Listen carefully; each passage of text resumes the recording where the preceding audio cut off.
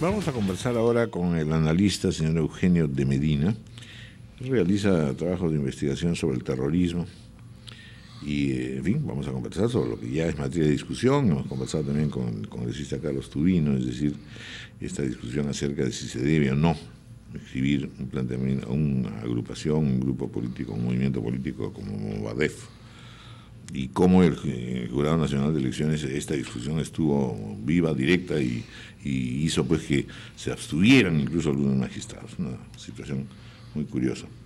Gracias por estar con nosotros, señor Eugenio de Medina. Gracias a ustedes. Vamos a situar las cosas desde un punto de vista primero de la ley. ¿Qué cosa dice la ley con respecto a los partidos políticos? Y en segundo lugar, efectivamente la discusión principal está en qué ocurre si yo tengo la posibilidad de formar un partido radical. Aquí de lo que se trata es que los antecedentes de los que conforman ese movimiento son gente que ha estado perteneciendo a la forma al extremismo, digamos, de Sendero Luminoso. Pero han usado el expediente de también tener otros cuadros que no tienen mayor vinculación, salvo simpatía por el movimiento, ¿no? Por eso tanta gente joven, de hecho, que no han participado, que no son, en otras palabras, digamos, violentistas, no han cometido crímenes, etcétera. En tercer lugar, viene el asunto de hasta qué punto en realidad el Estado puede o no vigilar la existencia de grupos radicales. Esta es una discusión que, como se imaginará, en Estados Unidos y en Europa se ha dado muy vivamente. Y hasta ahora en España se sigue discutiendo si un grupo político que ha estado a favor de ETA y no deslinda del todo su aproximación, debe o no mantenerse inscrito en el escenario electoral español. Así que la situación no es fácil, aunque aparentemente sea fácil, porque claro, si uno dice estos son unos terroristas, sáquese una norma afuera y que no entren más, estos más bravos, etc. Pero son esas posiciones maximalistas que nos enfrentan también a la otra realidad de los riesgos, peligros de un dogmatismo excesivo en el caso de la democracia. No digo con respecto a Movadef, pero pueden haber movimientos radicales, pueden haber movimientos de izquierda, de hecho, que puede que no nos gusten o no le gusten a un... O de derecha también. O de ultraderecha también, que las hay, ¿no es cierto? En fin, a ver. Sí, bueno, buenos días a todos, la señora presente también, obviamente, en primer lugar. Yo lo que empezaría diciendo es que la ley como está ahora, para mí era suficiente dispositivo para evitar la inscripción de Movadef. O sea, no deja dudas. Para mí no deja duda. ¿Qué Creo que dice para la muchos ley? parlamentarios tampoco deja dudas.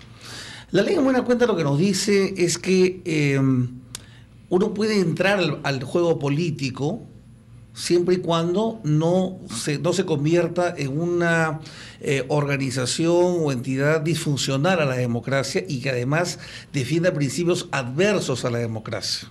El problema con Movadef, usted lo acaba de decir claramente, no ha hecho ningún deslinde. Ellos reivindican el pensamiento Gonzalo. Sería bueno, antes de llamar, digamos, a veces yo he visto los debates con el señor Crespo, invocar a que los terroristas mataron o no mataron. Yo simplemente le plantearía lo siguiente: ¿qué cosa es el pensamiento Gonzalo? El pensamiento Gonzalo no es otra cosa que la conjunción adaptada al Perú de algo que se llama marxismo, leninismo, maoísmo. Y si, claro, no es el momento ni el lugar aquí para entrar a explicar, que sería de pronto una clase universitaria, pero en síntesis, el marxismo tiene como sustento la lucha de clases y la resolución del conflicto a través de la violencia. El leninismo le añade al marxismo el elemento de la organización política y de necesidades de que desde una élite central se haga la revolución violenta. Y el maoísmo lo único que es adaptar esos dos conceptos a una realidad semifeudal donde se hace un trabajo del campo a la ciudad para tomar el poder. Eso está escrito y lo podemos encontrar en internet, y eso es la síntesis del pensamiento Gonzalo. Si todos son planteamientos extremos y violentistas. Sí, es que a eso voy.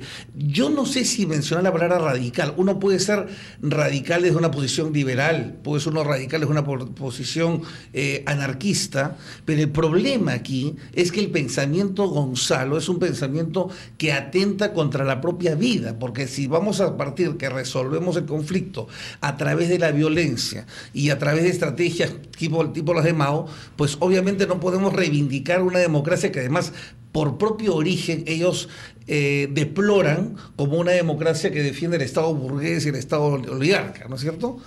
No sé si es una pregunta. Además, el pensamiento, Gonzalo, ni siquiera ha sido ayornizado por esta gente, porque hay actas de hace 2 años donde reivindican tal cual la lucha de clases y todo lo que ha usted mencionado.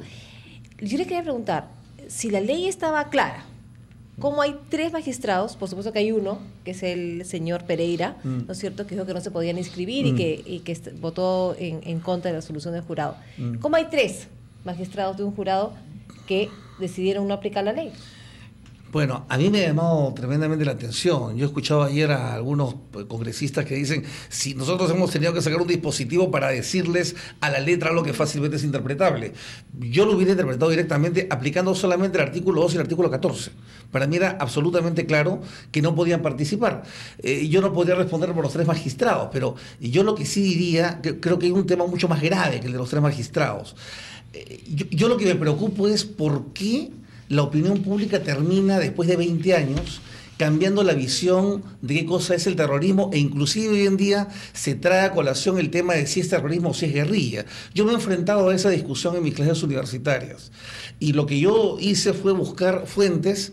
No le he traído acá, desgraciadamente, porque se me trajo a perder los archivos, pero yo tengo una referencia del Partido Comunista Ecuatoriano, que no puede ser tachado de neoliberal, digamos así, donde ellos dicen claramente la diferencia entre terrorismo y guerrilla es que, entre otras cosas, es que la guerrilla cuida a la ciudadanía porque se nutre de ella. Una diferencia fundamental.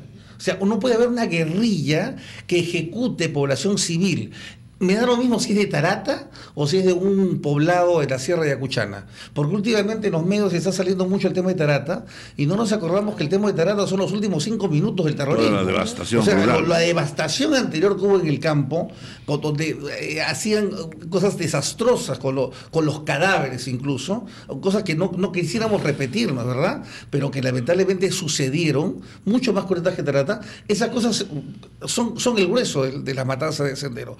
Y entonces eso los descalifica, a mi modo de ver, como una guerrilla, y creo que eso tendríamos que decirlo claramente, ¿no? Entonces, creo que es un tema fundamental porque me parece, y yo tengo una visión personal, me parece que este exceso de celo contra todo lo que se hizo en los años 90, que de pronto pareciera que todo fue malo, ¿no es cierto?, ha hecho, en mi modo de ver, de que pasemos de un esquema en el cual teníamos a unas hordas terroristas que atacaban a la sociedad peruana y que eran defendidas por el Estado. Hemos pasado a un esquema en el cual casi teníamos 2 bandos peleando, que son el Estado peruano y el terrorismo, y la sociedad peruana estaba como al margen. Con todo respeto, creo que en esa visión ha colaborado mucho el enfoque de la Comisión de la Verdad y la Reconciliación. No digo que la Comisión de la Verdad y la Reconciliación sea pro-senderista.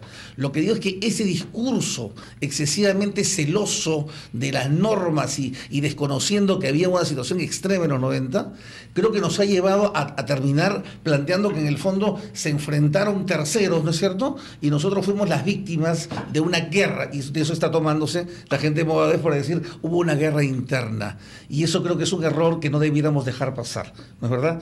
Por otro lado, yo quisiera señalar, si me permiten, que cuando hablamos de víctimas del terrorismo, tenemos que entender que no fueron solamente las personas que perdieron seres queridos.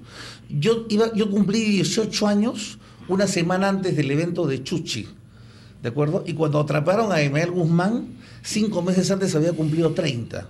¿No? O sea, yo entré, de 18 a 30, es un caso personal, por supuesto, pero que refleja de alguna manera lo que toda una generación vivió y padeció. Fue terriblemente, mucho tiempo. Las víctimas del terrorismo somos todos los que perdimos juventud, oportunidades y muchas ilusiones durante la década de los 80 para el 90.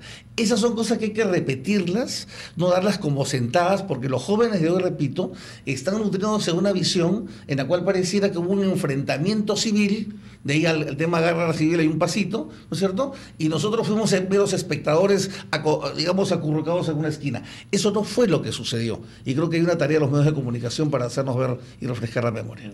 Yo decía justamente cuando conversaba antes con el señor Tubino que la sociedad civil tiene que tener una actitud siempre militante, no solo de recuerdo, sino de preservación y de defensa de las ventajas que tiene vivir en democracia.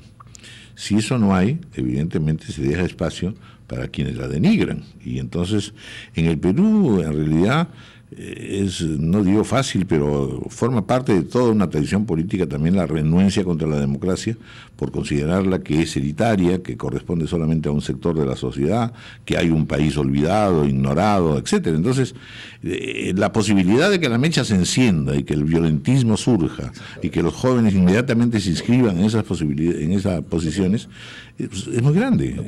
En la medida en que no tenemos una democracia, no solo que no funciona correctamente, sino que tampoco es capaz de luchar ideológicamente y en todas las instancias en pro de ella. Yo le voy a dar la razón a usted en lo que ha dicho, pero me va a permitir añadirle algo, ¿no es cierto? Yo creo que también a veces colaboramos demasiado desde la intelectualidad de las universidades y de los medios de comunicación en tirarnos abajo la democracia, ¿no es cierto?